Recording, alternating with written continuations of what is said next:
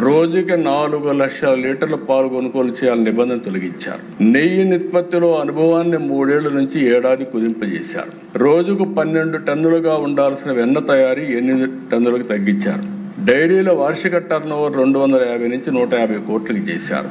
సాంకేతిక అధ్యయనం, field visit పూర్తిగా మినహాయింపించారు. ఫుడ్ సేఫ్టీ నిబంధనల్ని పూర్తిగా నీరుగార్చారు. నెక్స్ట్ ఇది కూడా మీరు దిశ ఇక్కడ ఒకసారి చూస్తే ప్రధాన సూత్రధారులు Pamal Jain, Vipin Jain, Bhole Baba organic dairy.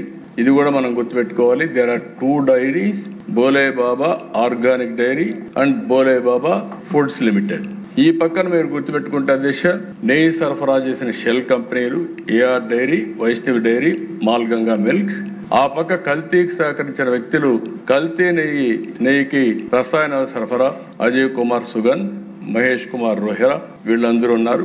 Bank account లో 4,69,00,000 రూపాయలు లంచం డబ్బుతో దొరికిపోయిన TTD board chairman PA Chinnappanna కల్తీ నెయ్యి సరఫరాకి సహకారం అందించింది కూడా చిన్నప్పన్న అని చెప్పి చాలా స్పష్టంగా మనకు ఒక ఐడియా వస్తుంది.